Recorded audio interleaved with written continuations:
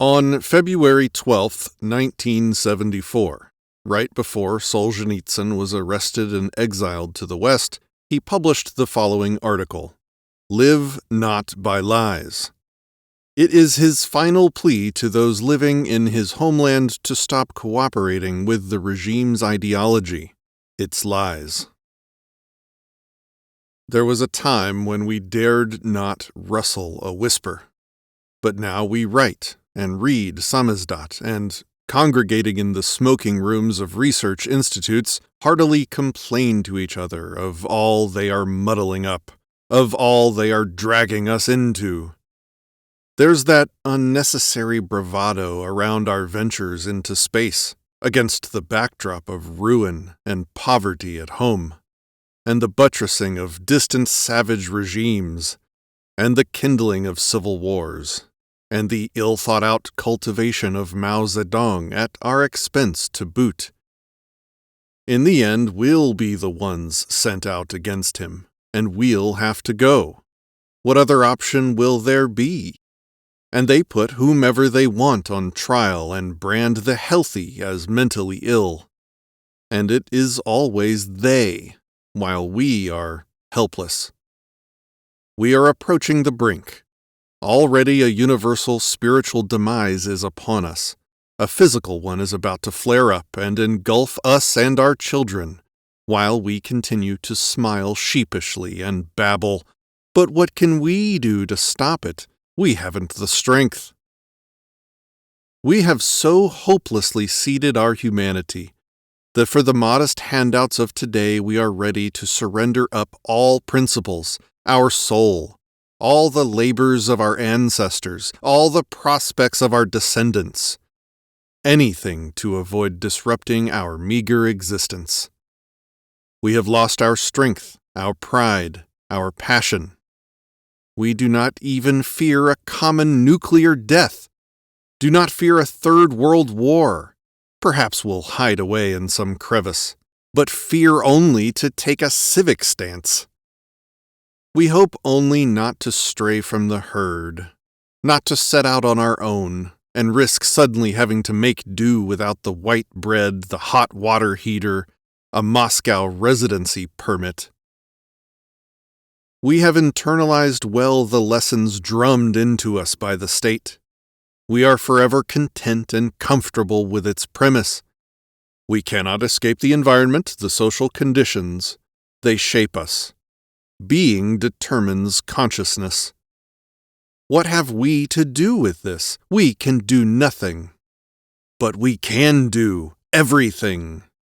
Even if we comfort and lie to ourselves that this is not so, it is not they who are guilty of everything, but we ourselves, only we. Some will counter, but really there is nothing to be done. Our mouths are gagged. No one listens to us. No one asks us. How can we make them listen to us? To make them reconsider is impossible. The natural thing would be simply to not re-elect them, but there are no re-elections in our country. In the West they have strikes, protest marches, but we are too cowed, too scared. How does one just give up one's job, just go out onto the street? All the other faithful means resorted to over the last century of Russia's bitter history are even less fitting for us today. True, let's not fall back on them.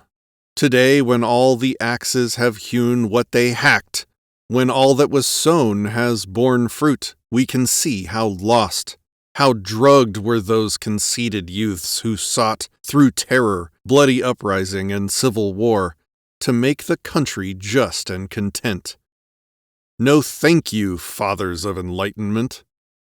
We now know that the vileness of the means begets the vileness of the result. Let our hands be clean. So, has the circle closed? So, is there indeed no way out? So, the only thing left to do is wait inertly? What if something just happens by itself? But it will never come unstuck by itself. If we all, every day, continue to acknowledge, glorify, and strengthen it. if we do not at the least recoil from its most vulnerable point, from lies. When violence bursts onto the peaceful human condition, its face is flush with self-assurance. It displays on its banner and proclaims, "I am violence, make way, step aside, I will crush you." But violence ages swiftly. A few years pass, and it is no longer sure of itself. To prop itself up, to appear decent, it will without fail call forth its ally, lies. For violence has nothing to cover itself with but lies, and lies can only persist through violence. And it is not every day and not on every shoulder that violence brings down its heavy hand. It demands of us only a submission to lies, a daily participation in deceit, and this suffices as our fealty. And therein we find, neglected by us, the simplest, the most accessible key to our liberation, a personal non-participation in lies. Even if all is covered by lies, even if all is under their rule, let us resist in the smallest way. Let their rule hold not through me. And this is the way to break out of the imaginary encirclement of our inertness. The easy way for us and the most devastating for the lies. For when people renounce lies, lies simply cease to exist. Like parasites, they can only survive when attached to a person. We are not called upon to step out onto the square and shout out the truth, to say out loud what we think. This is scary, we are not ready. But let us at least refuse to say what we do not think.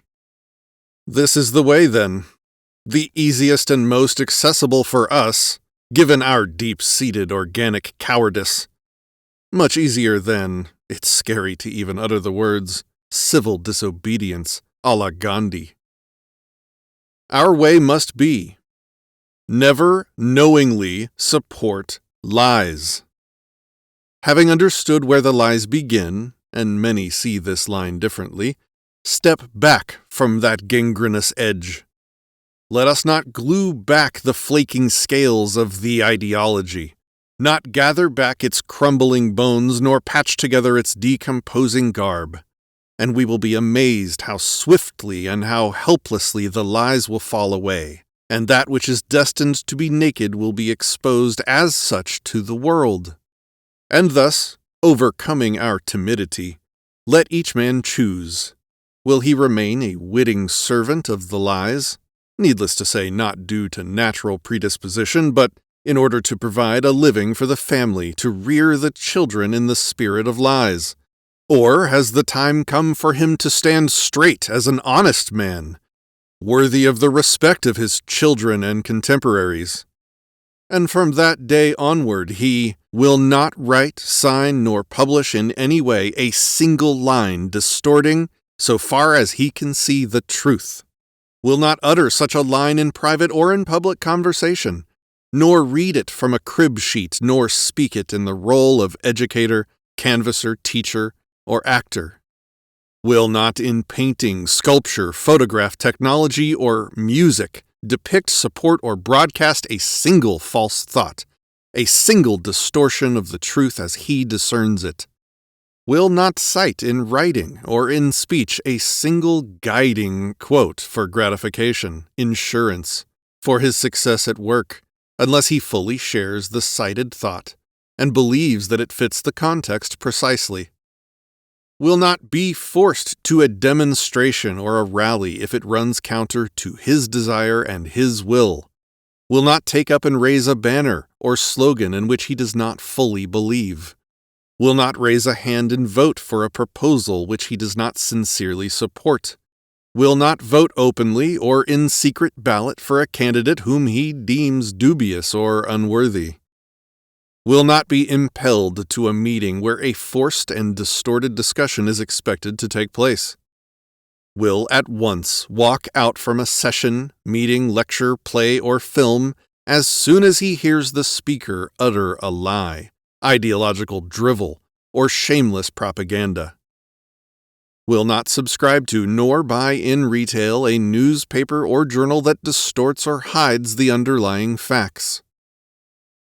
This is by no means an exhaustive list of the possible and necessary ways of evading lies, but he who begins to cleanse himself will, with a cleansed eye, easily discern yet other opportunities. Yes, at first it will not be fair. Someone will have to temporarily lose his job. For the young who seek to live by truth, this will at first severely complicate life, for their tests and quizzes too are stuffed with lies, and so choices will have to be made. But there is no loophole left for anyone who seeks to be honest, not even for a day. Not even in the safest technical occupations can he avoid even a single one of the listed choices to be made in favor of either truth or lies, in favor of spiritual independence or spiritual servility. And as for him who lacks the courage to defend even his own soul, let him not brag of his progressive views, boast of his status as an academician or a recognized artist, a distinguished citizen or general. Let him say to himself plainly, I am cattle. I am a coward. I seek only warmth and to eat my fill. For us who have grown staid over time, even this most moderate path of resistance will not be easy to set out upon. But how much easier it is than self-immolation or even a hunger strike. Flames will not engulf your body. Your eyes will not pop out from the heat, and your family will always have at least a piece of black bread to wash down with a glass of clear water. Betrayed and deceived by us, did not a great European people, the Czechoslovaks, show us how one can stand down the tanks with bared chest alone, as long as inside it beats a worthy heart? It will not be an easy path, perhaps, but it is the easiest among those that lie before us. Not an easy choice for the body, but the only one for the soul. No, not an easy path. But then we already have among us people, dozens even, who have for years abided by all these rules, who live by the truth. And so we need not be the first to set out on this path. Ours is but to join. The more of us set out together, the thicker our ranks, the easier and shorter will this path be for us all. If we become thousands, they will not cope. They will be unable to touch us. If we will grow to tens of thousands, we will not recognize our country. But if we shrink away, then let us cease complaining that someone does not let us draw breath. We do it to ourselves. Let us then cower and hunker down while our comrades, the biologists, bring closer the day when our thoughts can be read and our genes altered. And if from this also we shrink away, then we are worthless, hopeless. And it is of us that Pushkin asks with scorn, why offer the herds their liberation, their heritage each generation, the yoke with jingles and the whip? Thanks for listening to this edition of the Book Club, the series where we search out and bring writings of great thinkers that many people don't even realize exist to mainstream platforms and mediums.